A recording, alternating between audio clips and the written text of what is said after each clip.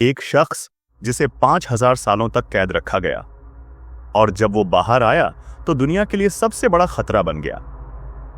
यह कहानी है ब्लैक एडम की, एक ऐसे एंटी हीरो की जो न्याय और बदले की एक नई परिभाषा गढ़ता है।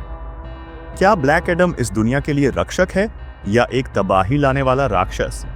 यह जानने के लिए चलिए कहानी में और गहराई में चलते हैं। 5000 साल पहले कहंदाक नाम का शहर एक खूबसूरत जगह थी, लेकिन जल्द ही यह निर्दयी राजा आचेटोन के अत्याचारों से भर गया। वह क्राउन ऑफ साबक की शक्ति चाहता था जो उसे अमरता और अपराजेयता देता, लेकिन एक आम इंसान जिसे ये अत्याचार सहन नहीं होता वो बगावत करता है। इस संघर्ष में एक बच्चा आगे आता है और उसे जादुई शक्तियां मिलती हैं। लेकिन जब राजा का आतंक बढ़ता है तो बेटा अपनी शक्ति अपने पिता को दे देता है। यही वह क्षण था जब ब्लैक एडम का जन्म हुआ। गुस्से और दर्द से भरे ब्लैक एडम ने कहंदाक को राजा के शासन से मुक्त कर दिया, लेकिन उसका क्रोध इतना भयानक था कि शहर तबाह हो गया। यही वजह थी कि जादूगरों ने उसे रोकने के लिए उसे कैद कर दिया, पूरे 5000 सालों तक। वर्तमान समय में कहंदाक फिर से अत्याचारियों के अधीन है, लेकिन तभी एक महिला एड्रियाना, जो एक पुरातत्वविद है, अपने भाई करीम और दोस्तों के साथ उस मुकुट को खोजने निकलती है। पर जब वह मुकुट के करीब पहुंचती है तो गलती से वह ब्लैक एडम को भी जगा देती है और फिर बिजली कड़कती है। ब्लैक एडम जाग चुका है। पहले ही कुछ पलों में वह दुश्मनों को ऐसे मारता है जैसे वो ताश के पत्ते हों। गोलियां, मिसाइलें और हथियार सब बेकार। उसकी शक्ति के आगे कोई नहीं टिकता। लेकिन एक खतरा और बढ़ने वाला था।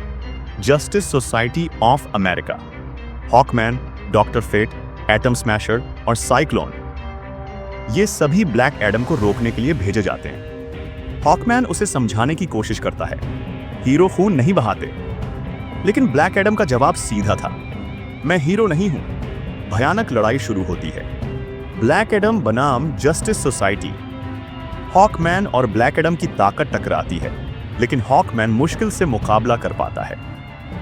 डॉक्टर फेट को यह एहसास होता है कि यह लड़ाई सिर्फ ब्लैक एडम तक सीमित नहीं है, बल्कि एक और बड़ी ताकत जन्म लेने वाली है, सब्बाक। इस बीच एड्रियाना और उसका भाई इस मुकुट को छिपाने की कोशिश करते हैं ताकि यह गलत हाथों में न जाए, लेकिन उनका दुश्मन इस पर नजरें गड़ाए हुए है।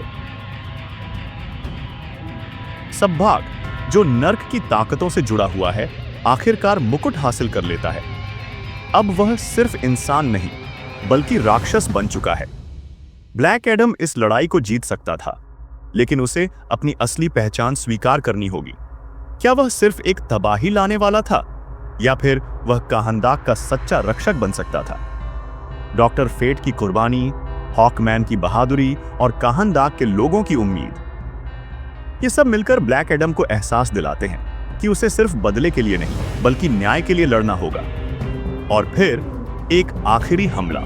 ब्लैक एडम अपने पूरे गुस्से और ताकत के साथ सब्बाक को खत्म कर देता है। कहंदाक आजाद हो चुका है, लेकिन ब्लैक एडम जानता है कि उसकी ताकत इस दुनिया के लिए खतरा भी बन सकती है। और तभी एक नया ट्विस्ट। अगर तुम सच में इस दुनिया में सबसे ताकतवर हो तो आओ, मुझसे मिलो। और फायर आता है। सुपरमैन। ब्लैक एडम और सुपरमैन का आमना सामना। क्या यह सिर्फ एक चेतावनी थी या फिर एक महायुद्ध की शुरुआत? यही सवाल रह जाता है। ब्लैक एडम की शक्ति के बारे में आपका क्या कहना है? क्या वो डीसी यूनिवर्स के सबसे ताकतवर कैरेक्टर में से एक है? हमें कमेंट में बताएं। अगर आपको यह वीडियो पसंद आई तो लाइक करें, शेयर करें और सब्सक्राइब करें।